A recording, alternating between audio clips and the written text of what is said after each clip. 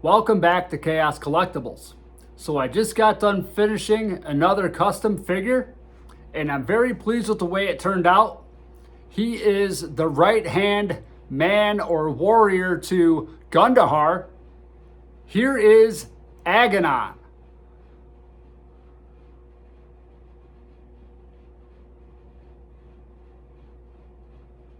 So how did I make Agonon? First things first, this is an original Grim the Executioner body, straight leg version. And what I ended up doing is I cut the neck peg off this sucker.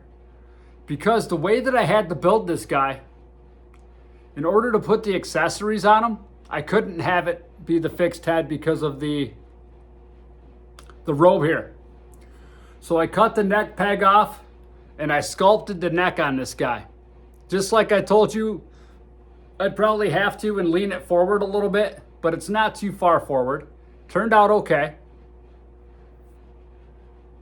And then I primed this sucker.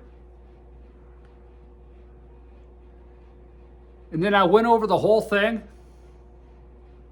with the beastly brown again. But I used a different skin tone this time. I didn't think I'd like the skin tone. As I was doing it, I thought it looked kind of gray. But really it's not. When I put him next to Gundahar, Gundahar's skin actually looks a little more yellow. I like the way the skin tone turned out, so I may use it in the future. Put that down there. But yeah. So this is Agonon. So then what I did is I went over it with a barbarian skin tone. When I first got the color, I didn't think I'd like it, like I said, but it worked out pretty good. Dry brushing, it is not one color, okay? Not one color. It does have shading in it. And then what I did down here is I mixed leather brown and flat brown to come up with this color, okay? And he is painted completely underneath. The body is painted. The waist area is painted. He's got the leaf belt, so the leaf part is flat black. The other part of the waist is this same color, flat brown for the legs as well. And then for the head, I painted the hair with the leather brown. And then I mixed leather brown with flat brown and dry brushed over it. Pretty much the same thing I did with that Conan that I did. And then the eyes, I did the eyes the same way that I did Gundahar's. He's got green eyes, black dotted them. Put the white little dot in there for the reflective. And yeah, I'll show you the head here. So it is a removable head. But it's the only way that I could get this robe on him. So the robe is actually from Death Dealer. And then I had a pre-order I completely forgot about, and I got notification from BBTS the other day. And I got a couple of them Skeleton Raiders, Mythic Legions. So if you look at the belt, this strap and the shoulder pauldron is all from that Skeleton Raider along with the weapon. But the way that this shoulder armor is, there was more layers to the leather, but they kept getting smaller and smaller and it looked weird on his shoulder. So I just took my cutting blade on the Dremel tool that I have and I cut it straight even, and you can see that it still has the stitched area there. So I cut it nice and straight right along that edge, smoothed it down with some sandpaper, and it actually turned out pretty damn good on them. And I ground off the back peg that pegs into the back of the figure, and I actually super glued that down to the strap here. And then the weapon is actually a Raider weapon too. It does fit really loose into his hand. So I may do something different with the weapon. Before I put all the accessories on the figure, I did Mod Podge this sucker. So between Friday and And yesterday I was busy.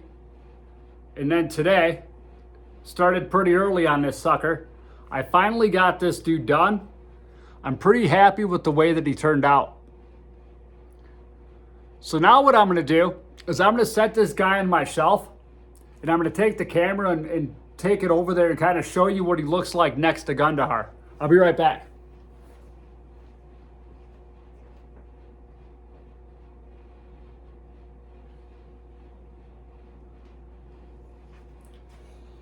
There's no way to actually flip the camera around on this sucker. So I'm going to do my best to kind of walk you over here and just kind of show you right here what he looks like next to Gundahar. And I think he looks pretty awesome. But yeah, see the difference in the skin tones there? Pretty freaking cool. Very happy with the way these two guys turned out. Pretty freaking awesome. So with that said, I did order a couple more heads the other day from Dust Till Dawn Studios. And I know he's not coming back from vacation until Monday, so maybe a couple weeks before I get those. However, I still have that other barbarian head. I still have the orc. And then I got this guy, because he made me that extra head. I figured, I might as well just make a Halloween figure just because he gave me this extra head. So this is just kind of a concept of what I'm thinking about doing with that. So I think that'll be pretty cool. I got some ideas for this guy here, but I'm going to hold off to work on him. I may prime him and work on him here and there, but I got a bunch of barbarians and stuff that I want to build. And I think I got 6 more heads coming. They're not all barbarian heads, but I got about 6 more heads coming on top of the 1, 2, 3 more figures I got. So I got a lot of work to do. It's probably going to take me a year to get all these done. I'm not sure. But I will say this, 2025, although we're well halfway into the year, almost into the last quarter, will be the year of Chaos Collectibles custom figures. Although I took a late start, started at the beginning of August, end of July on these, I think I have my best work yet to do this year. So I'm pretty excited about what's coming up. And yeah, there you have it, everybody. Thanks again for tuning in. I hope you all have an awesome day. Until next time. Woo!